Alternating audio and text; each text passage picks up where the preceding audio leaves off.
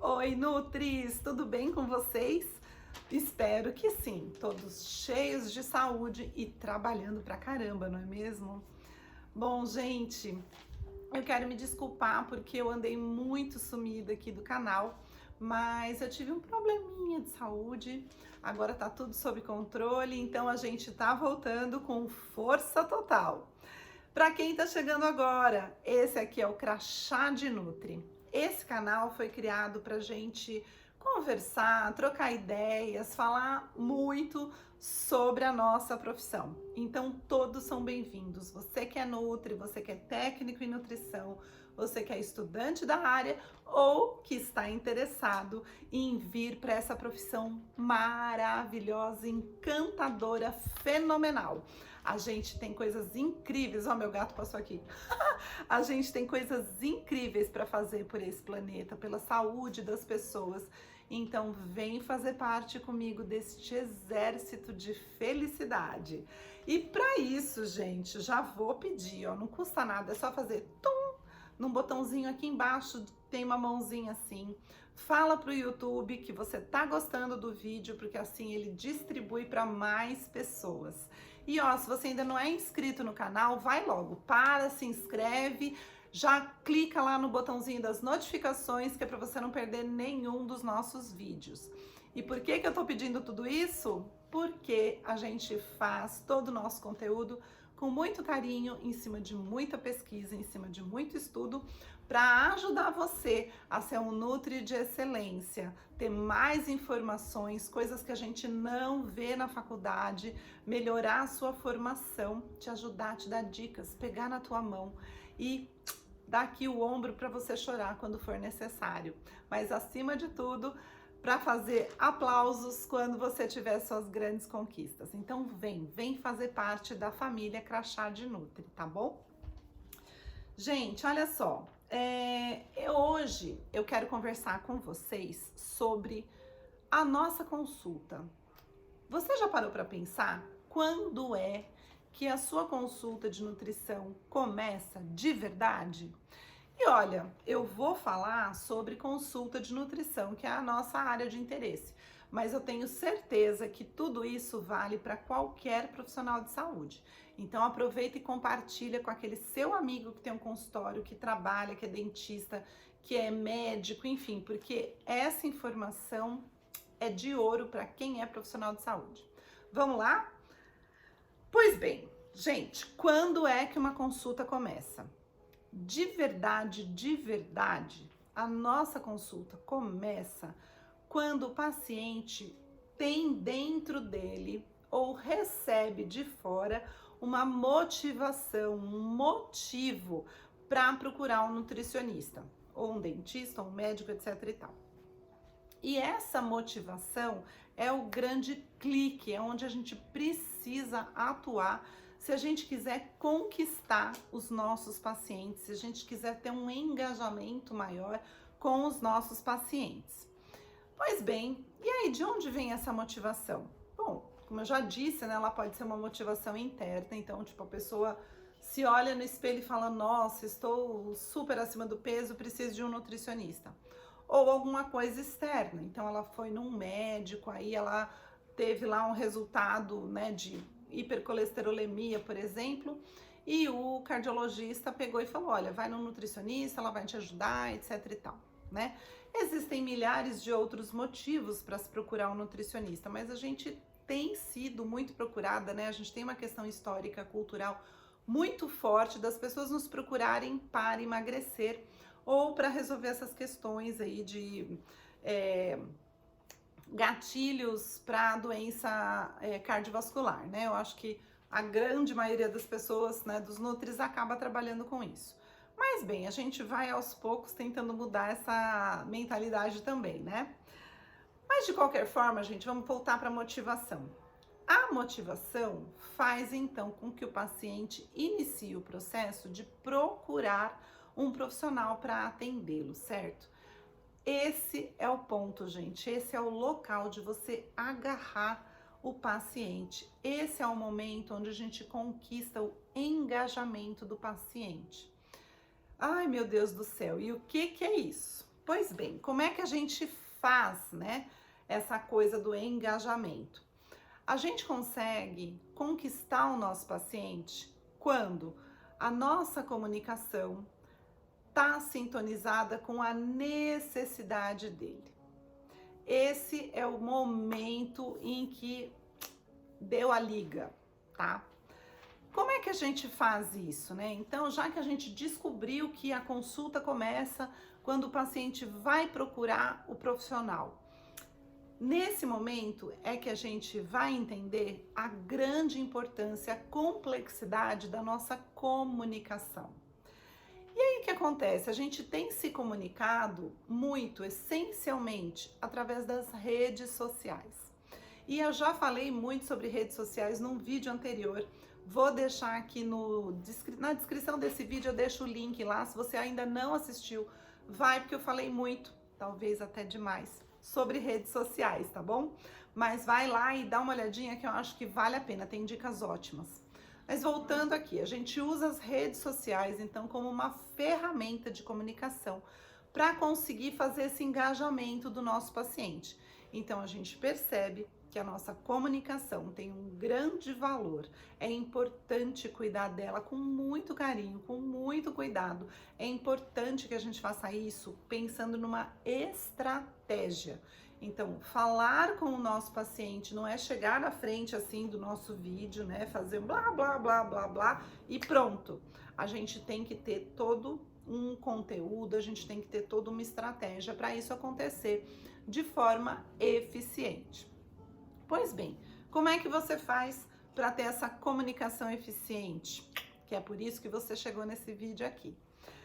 Bom, gente, em primeiro lugar, eu quero dizer que esses 3 pontos, a gente chegou nesses 3 pontos em cima de muito estudo observacional, analisando vários perfis em redes sociais diferentes, e também depois de suar muito em cima de literatura de marketing, cursos, etc. E voltando tudo isso para o profissional de saúde, né? Que é um marketing bastante específico, assim, a gente não pode fazer qualquer coisa de qualquer jeito, tá? Então são 3 pontos que a gente quer colocar que são essenciais para você ter essa comunicação eficiente com o seu público. O primeiro ponto não é novidade, a gente já falou sobre isso lá no Instagram, nos posts do feed, passa lá para você ver. A gente já falou um pouquinho, muito rapidinho sobre isso aqui. É a questão de você ter um nicho de atendimento. Por que que ter um nicho facilita a sua comunicação? Lembra que tem que ter o encaixe, tem que dar a liga.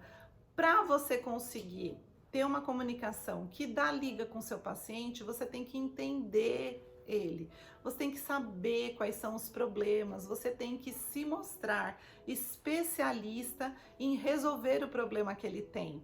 E isso você só consegue tendo um nicho, porque não dá para saber tudo de todas as coisas. Então é muito mais fácil a sua vida quando você se torna um especialista em um determinado problema, em uma determinada questão. Se você vai trabalhar com emagrecimento, então você vai entender quais são as dificuldades, quais são os problemas, quais são as dores, né, que se fala muito no marketing, do teu público que está precisando emagrecer. E você consegue então desenvolver estratégias para engajar o seu discurso, o seu conhecimento com o problema que ele tem e dá a liga. É daí que vem a confiança. É quando você mostra para o seu paciente o quanto você pode ajudá-lo a resolver o problema dele. Um exemplo bem legal, eu tenho uma amiga que trabalha com fibrose cística, é mega especialista, né? Então, assim, ela sabe tudo de fibrose cística. Ela desenvolve receitas para as mamães, né, das crianças que têm essa doença, ela dá cursos, ela dá palestras. O que ela fala faz todo sentido para a pessoa que sofre deste problema. Então, ela dá a liga, ela consegue engajar os pacientes numa relação de confiança e com todo o profissionalismo. Deu para entender, né? Nicho é essencial. Um dos primeiros pontos onde a gente coloca as questões da nossa comunicação de engajamento com o paciente. Pois bem, O segundo ponto, gente, é ter uma comunicação afetiva, uma comunicação que é toda voltada para a empatia. Então, o seu paciente, ele precisa compreender, né? Ele precisa ter certeza de que você sabe o que ele está passando. Essa empatia, né? A empatia significa a capacidade de você se colocar no lugar do outro, né? De você desenvolver um canal de comunicação de ida e volta. Então não é só você ficar falando. Esse paciente, ele tem certeza de que ele vai ser ouvido e mais do que isso, de que ele vai ser compreendido. Então lá, minha amiga da fibrose cística, ela compreende que uma mãe que tem uma criança com esse problema, o que ela passa, as noites mal dormidas, como é difícil, como é doloroso, né? Lidar com uma doença crônica tão complexa. Então, o paciente, a partir do momento que você tem essa comunicação afetiva, né, de empatia, olha, eu entendo o que você passa, eu sei, a gente pode fazer isso, a gente pode fazer aquilo. Então, a gente conquista a confiança. A partir da conquista da confiança, com todo o nosso conhecimento técnico e com a afetividade na fala, a gente vai ter o engajamento desse paciente, tá? Pois bem, comentando com essa questão, né, de fala, de comunicação afetiva, né, de fala para conquistar confiança, a gente tem alguns pontinhos que a gente precisa colocar. Quando a gente fala, né, a gente precisa tomar cuidado com a nossa fala, tanto nas questões técnicas, né, então volume de voz, você não vai ficar berrando, é desagradável, né? Então, você não vai ficar falando num volume muito alto, você não vai ficar falando muito rápido, assim, para ninguém entender, entendeu? Então, você precisa ter uma dicção adequada, você precisa ter o que mais, né? O tom de voz, um tom de voz voltado mais para o acolhedor, para o carinhoso, né? Então, você não vai ficar assim, falando grosso com o seu paciente. Você precisa falar normalmente. E nessa questão da fala, gente, eu vou tocar num ponto polêmico, mas principalmente quando você está falando em redes sociais, né? Você que é profissional de saúde, você que é nutri. A questão do palavrão. Ai, gente, palavrão é uma coisa, né, complexa. Olha, eu vou dizer a minha opinião. Eu acho feio, eu acho chulo, eu acho desrespeitoso você se colocar em redes sociais ou em qualquer outro momento de fala, enquanto você está numa postura profissional, eu acho muito desagradável e totalmente desnecessário o uso de palavrões, tá? Tem muita gente que fala? Tem, muita gente que fala. E eu vou dizer para vocês uma coisa, eu já participei de muito curso online, né, principalmente, e eu já vi gente muito boa, gente referência na área, virar e falar, e aí sempre tem aqueles comentários, né, embaixo, alguém coloca assim, precisa falar tanto palavrão, e essa pessoa que estava dando o curso, né, falava assim, eu falo palavrão mesmo, não quer me ouvir, eu sou assim, não quer me ouvir, cai fora, né? Gente, sinceramente, eu acho isso uma questão... Claro, cada um vai escolher o que quer fazer, né? Mas, assim, eu acho isso uma coisa, assim, desrespeitosa. Você ficar afrontando a sua audiência, você ficar afrontando seus seguidores dessa forma. Sou o que sou, né? Gabriela total. Gabriela da música, né? E você se postar desse jeito. Eu queria te chamar para uma reflexão em relação a isso, para tentar te convencer a não falar palavrões quando você está no seu momento profissa. Olha para TV, por exemplo, quando você vai ver um discurso, tá, de um estadista ou de um médico que vai fazer uma entrevista em qualquer programa, um apresentador de um telejornal, você já viu alguma dessas pessoas que eu citei falar palavrão num desses momentos? Não, né? Eu nunca vi, pelo menos. Se você viu, deixa aqui nos comentários que eu quero saber. Mas assim, não tem, né? Quando um diretor de empresa, por exemplo, vai fazer uma comunicação para os seus funcionários, né? Para os seus colaboradores, vai lá na festinha de Natal, entendeu? Ele não fala palavrão. Então, gente, é como a roupa, né? Tem roupa que não se encaixa no perfil profissional de ninguém. E tem linguagem que também não se encaixa no perfil profissional. É feio, é desrespeitoso. Você decide se você quer falar palavrão com a sua audiência ou não. Eu tô só aqui deixando a minha opinião e dizendo como eu me sinto, né, desrespeitada, assim, afrontada quando eu tô assistindo alguma coisa e vem, né, aquela afronta toda, né, aquele palavrório todo chulo. Então acho que não cabe, tá bom? Mas tá tudo bem, se você escolher outra coisa, tá tudo certo. Então, assim, é cuidar do visual, é cuidar do tanto que você fala, tá? Terceiro ponto e último, sossega que já tá acabando, né? É você cuidar da linguagem não verbal, tá? Gente, tem uma pesquisa super legal, mas ela é de 1967. Essa pesquisa fala, né? Eles concluíram que a linguagem não verbal representa 93% do que você comunica.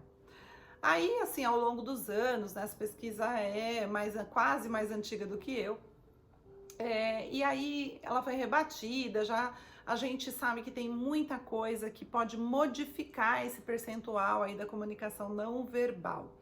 Mas eu fiz esse vídeo aqui nesse ambiente justamente para poder falar sobre isso. A linguagem não verbal, muitas vezes, ela pode atrapalhar o que você está dizendo, ela pode conflitar com a sua fala, com o que você de fato quer comunicar. Então, por exemplo, aqui eu tô num ambiente, ó, cheio de informação. Eu tenho certeza que em muitos momentos as pessoas tentaram dar zoom aqui para entender, para saber que livros tem aqui, tentar ver as fotos, né? Então, existe uma guerra aqui entre eu e o meu fundo, tá? Também não precisa ficar fazendo vídeo com fundo verde atrás, sem nada, não precisa. Mas é legal você saber se você tá tendo esse tipo de concorrência ou não. A mesma coisa para o ruído, né? Então, vou dar outro exemplo prático. Tem uma moça queridíssima que eu sigo no YouTube, uma fofa, assisto todos os vídeos dela. Teve um vídeo que ela gravou ao ar livre, né? Num lugar assim, ela tava fazendo uma caminhada. E ela gravou o vídeo ao ar livre e tava um vento miserável. Então a gente escutava assim ela falando e aí ficava aquele do vento, sabe? E em muitos momentos o vento tava mais forte do que a voz dela. E independente de eu estar escutando ou não, e olha que eu amo essa moça, amo. Aquele vídeo com aquele vento começou a me dar uma raiva, sabe? Assim, tipo, não vou assistir mais isso não. Não, chega. Então larguei o vídeo, tá? Essa questão do ruído, né? Essa questão de tudo que concorre com você, ela é muito séria. Eu quero dar um outro exemplo ainda relacionado às questões do ambiente, tá? Eu fiz um curso, né? Um curso que era para ser bárbaro, de uma autoridade assim do mundo do marketing digital, uma pessoa incrível que eu tenho certeza que tinha muito conteúdo para me dar. Mas aí eu sentei para ver o vídeo e logo num dos primeiros vídeos, né, que ela estava dando, o ambiente que ela estava mostrando atrás dela parecia um banheiro. Aquilo assim foi uma tormenta para mim, foi uma tormenta. Mas aí eu continuei porque o conteúdo era interessante e tal, etc. Chegou um dia, gente, que ela virou e falou que tinha colocado um aparelho que devia ser um Invisalign, sei lá, mas que o aparelho estava incomodando. Ela fez assim, pediu licença, foi lá para trás, tirou o aparelho. Só que lá atrás tinha um espelho, então a gente viu tudo, viu ela botando a mão na boca e tal, e o aparelho saindo e piriri pororó, e ela abriu uma torneira, fez para lavar o aparelho. E aí voltou e continuou dando aula normalmente. Mas aquilo, gente, nossa, aquilo não desceu bem. Tanto que o curso era caro, tá? Não foi um curso baratinho e eu não consegui acabar o curso. Nesse mesmo curso, a gente teve uma aula que era sobre Instagram, mexer no Instagram no celular, etc e tal. E a pessoa que estava dando aula, no Instagram dele, que ele estava usando para fazer o exemplo, né? É um curso que tem vários professores. Começou a aparecer, nesse celular aqui que ele estava dando de exemplo, começou a aparecer conteúdo adulto. Tipo, eu achei muito desagradável, sabe? Esse descuido com o que está aparecendo na sua tela, assim, eu me senti muito desrespeitada. E eu achei bem ruim, sabe? Bem ruim, porque era um curso caro, era um curso que prometia muito e foi um curso que não deu tudo que estava prometendo, né? Então, assim, é chato, né? É chato tudo isso. E aí, gente, eu queria então encerrar falando exatamente sobre isso, assim, né? Então, a comunicação, ela tem todo esse peso, né? E tem todos esses elementos em volta como pontos de atenção para você. Então, tenha atenção em todos esses pontos, tenha cuidado com a imagem profissional que você está passando e, principalmente, não faça promessas vãs. Nós que somos da área da saúde temos que tomar muito cuidado com isso. Nós que somos nutris, principalmente as nutris de emagrecimento, né? Tomem cuidado. Não dá para prometer, você vai emagrecer 20 quilos em 6 meses. Não dá para prometer, mesmo sendo até uma meta bastante, né, possível. Não dá para exigir. Olha, só tipo Dr. Now, né? Só te atendo se você chegar aqui com 25 quilos a menos, né? Então, assim, ele tá lá com um paciente específico, né, e tal, eu tenho a conduta dele, ok. Mas é muito complicado, é muito complexo, nós que somos profissionais de saúde, fazermos promessas, né? Quando a gente tá muito envolvido na área acadêmica, a gente vê isso bem, assim, a gente tem que tomar cuidado com as palavras e sempre escrever tal coisa pode, talvez é possível, né? Vamos tentar, vamos observar. E aí a gente consegue, então, passar para o paciente uma questão, uma linguagem afetiva e, acima de tudo, ética, que é uma das coisas mais importantes para a gente ter no profissionalismo, né? Assim, a área médica está sendo tão afetada aí, né, por pessoas com complexidade, mas enfim, gente, é isso, né? Eu vou dando uma parada por aqui, porque esse vídeo já ficou mais comprido do que eu queria. A gente vai conversar ainda muito sobre isso, sobre ambiente, sobre a influência, né, do teu visual. E o que eu espero mesmo é que vocês tenham gostado disso tudo que eu falei. Deixem aqui nos comentários quais são os cuidados que vocês têm com a imagem, né? Como que vocês tentam essa comunicação com os pacientes de vocês e se vocês têm tido sucesso ou não no engajamento que é tão procurado, né? O que a gente quer é ter pacientes para atender. Então eu espero de coração que vocês tenham aí a sua agenda cheia e que tudo que eu falei colabore para isso. Fiquem com Deus, um beijo enorme e até o próximo vídeo que será em breve.